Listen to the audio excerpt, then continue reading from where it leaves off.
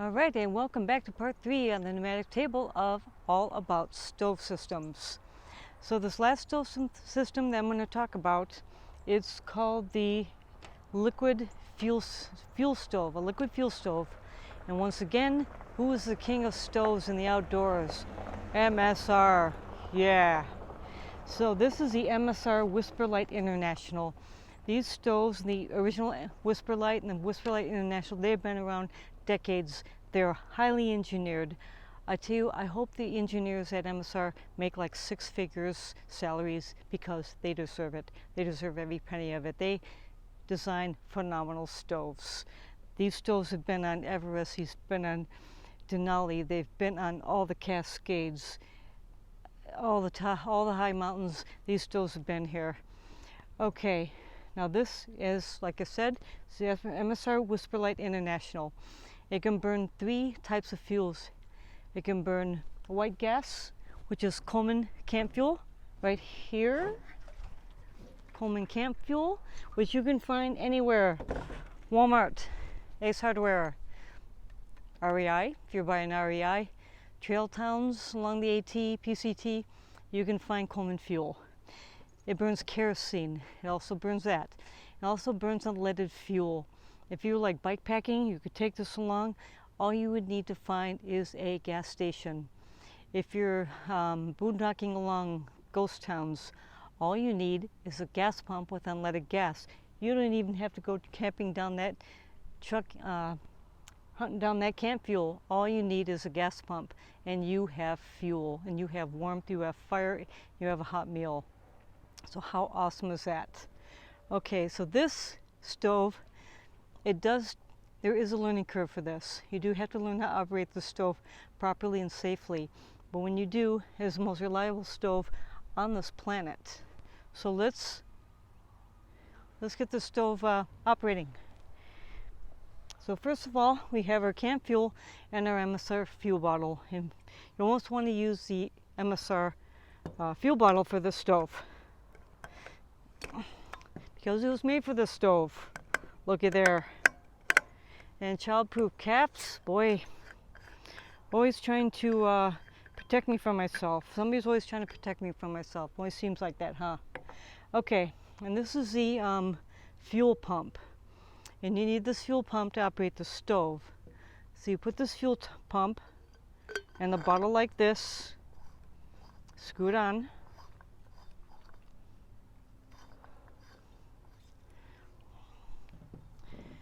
Okay, make sure the fuel is closed, the fuel line is closed, and now you have to prime the stove. And you do that by pumping it like this. The directions say about 20 to 30 pumps.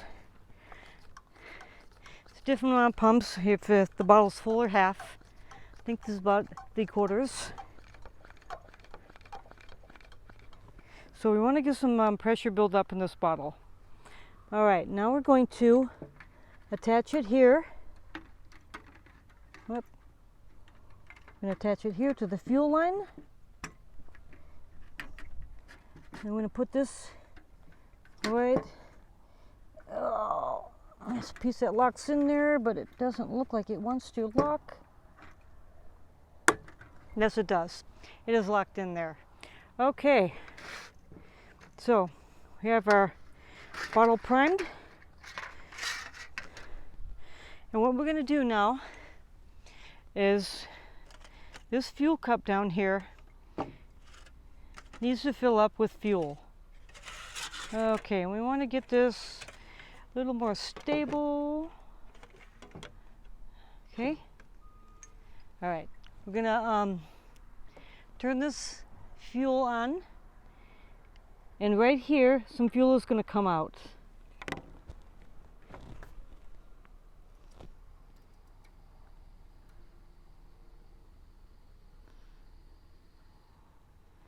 And you don't need a lot of fuel. You just need to fill up a little bit of this cup. You fill too much and you're just going to get a flame that you're going to have to wait for it to come down. And then you turn off the fuel pump knob right there. You turn it off because you have the fuel there. All we're going to do is prime this. We're not cooking yet. So We're going to light the fuel.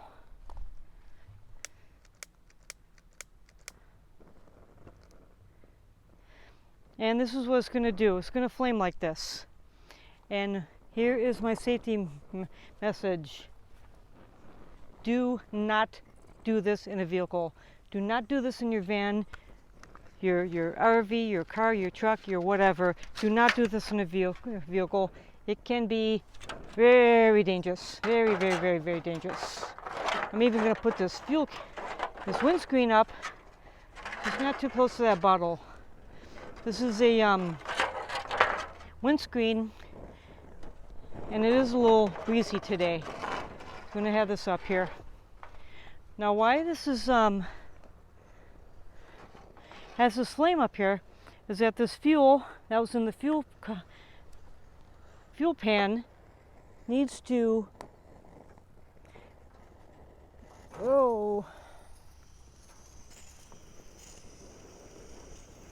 Oh yeah, flame? Okay, we got flame.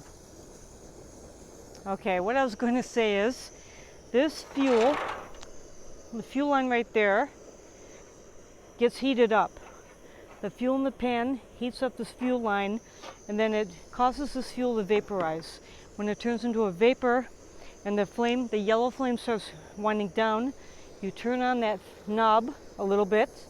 You turn that knob on and you let more fuel come through the line. When it does, you get a nice, solid, high-powered blue flame.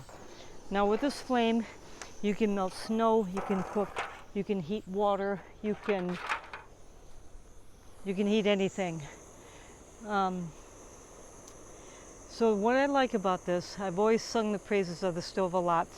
The fuel availability, very reliable, very well made. Awesome stove, decades of reputation behind the stove.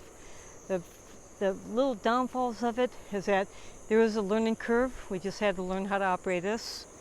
And there's also some maintenance required. It's a little fuel kit, maintenance kit. Parts have to be oiled. And if you can see, there's a little O-ring in there. That O-ring has to be replaced. There's a couple places where you need to replace the O-ring. And MSR has also a more extensive kit that you can buy that has all your O-rings that you need. But this stove is not that hard to take apart. You can take this stove apart, you can do your maintenance just once a year, and once a year maintenance, some people, they wouldn't have to do it annually. Some people have gotten 15 years, 10 years of performance out of the stove without having to do maintenance. It is that good. It's that good a stove.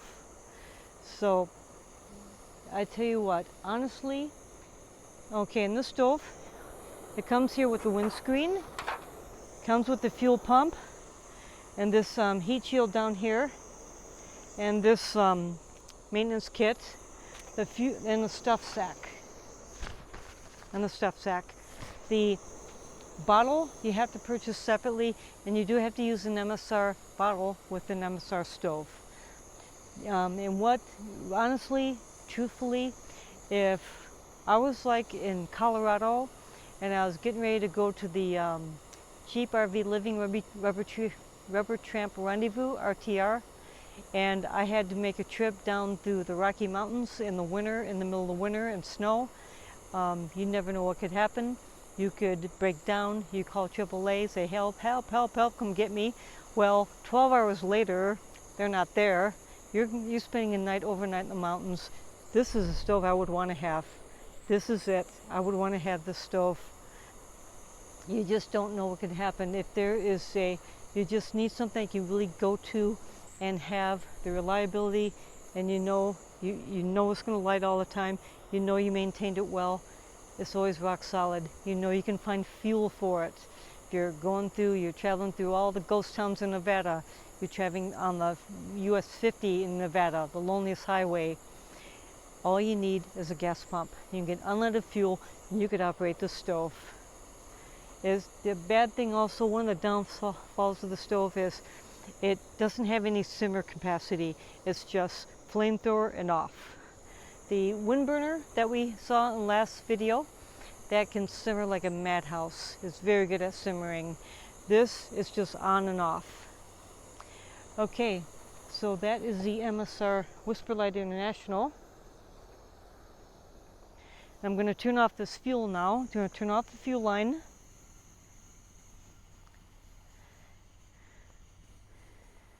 Okay, and there's a little flame there, but it's going out.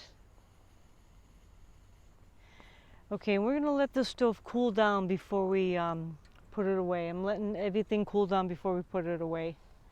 But that is the MSR Whisperlite International. And that concludes our series on stoves. And I hope you enjoyed this series. And happy cooking down the road.